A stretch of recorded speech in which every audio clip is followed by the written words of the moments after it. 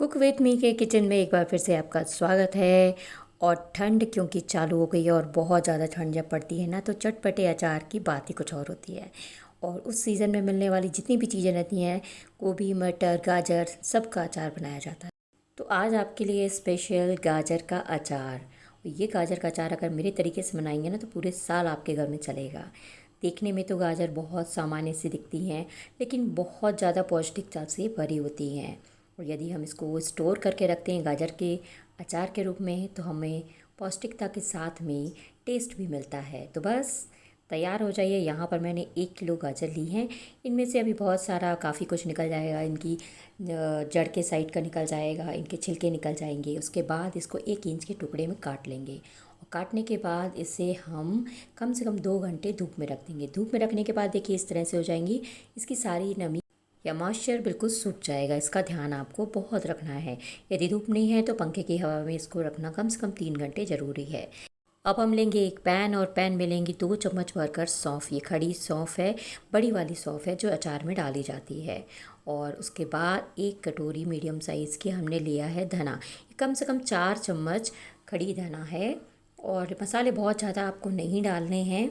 ध्यान रखना है इसमें पिसे मसाले मत ऐड करिएगा, क्योंकि अचार का टेस्ट बिल्कुल ख़राब हो जाता है और अचार भी जल्दी ख़राब हो जाता है।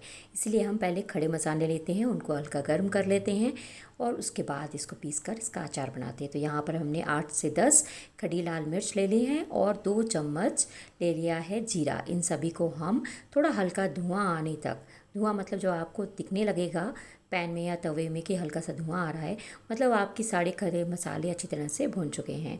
तो इसको ड्राई रोस्ट करने के बाद जब ये ठंडा हो जाएगा तब हम इसका दरदरा पाउडर बना लेंगे।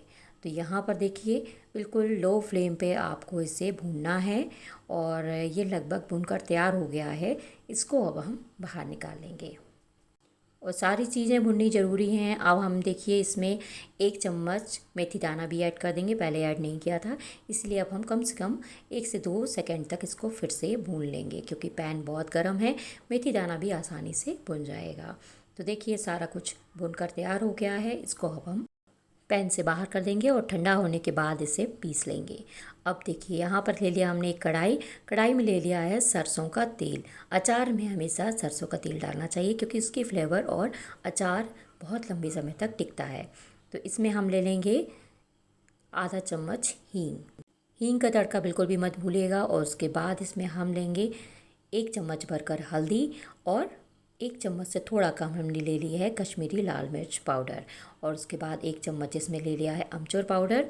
ये सभी जो हैं हमारे अचार के टेस्ट को बहुत ज़्यादा बढ़ा देते हैं, तो इनको डालना बहुत ज़रूरी है। इसके बाद हमें तेल को अच्छी तरह से मिक्स कर देना मसाले के साथ में। फिर इसमें हम लेंगे 1 कटोरी पीली राई। अब देखिए यहाँ पर गैस की फ्लेम को बिल्कुल ऑफ़ कर दिया है। और तेल क्योंकि बहुत गर्म है तो इसमें हमने सारे मसाले अब धीरे धीरे ऐड कर देने। यहाँ पर जो हमने खड़े मसाले भूने थे उनको पाउडर बना लिया है, थोड़ा दरदरा पाउडर बनाया है। इसको भी हम तेल में मिक्स कर लेंगे। और जब सारी चीज़ें अच्छी तरह से मिक्स हो जाएंगी और आपको पूरे घर में मसाले की खुशबू आनी शुरू हो जाएगी, तब हम इसमें डाल देंगे गाजर जो हमने सुखा कर रखी हुई हैं। गाजर डालने के बाद आपको इसको बिल्कुल अलट पलट कर देना है। पूरे गाजर में अच्छी तरह से मसाले को मिक्स कर देना है। और अभी इसमें बहुत सारा तेल ऐड नहीं करना है। कभी भी हम अचार बनाते हैं तो जब हम मसाला मिक्स करके अचार रख देते हैं तो कम से कम 2 दिन के बाद उसमें हल्का सा कुनकुना करके ठंडा करके तेल इसमें ऐड करना चाहिए। तुरंत ढेर सारा ऐड नहीं करना चाहिए, क्योंकि क्या होता है तेल अगर बहुत सारा आप ऐड कर देंगे तो सारे मसाले जो हैं वो बिल्कुल तली में चले जाते हैं। और जो भी हमने जिस चीज़ का भी अचार डाला वो बिल्कुल ऐसा रहता है, उसमें सारे फ्लेवर नहीं आ पाते हैं। फाइनली इसमें हम नमक ऐड करेंगे। तो नमक यहाँ पर हमने ले लिया है कम से कम 5 चम्मच। छोटा चम्मच है ये, टेबल स्पून है, तो 5 चम्मच इसमें पिसा हुआ नमक ऐड कर दिया है। और उसको पूरे मसाले के साथ अच्छी तरह से गाजर में मिक्स कर देंगे। और मिक्स करने के बाद इसे हम सूखे कांच के बर्तन में रखेंगे। कांच के बर्तन में इसीलिए क्योंकि कांच के बर्तन में रखने से अचार बहुत अच्छा रहता है।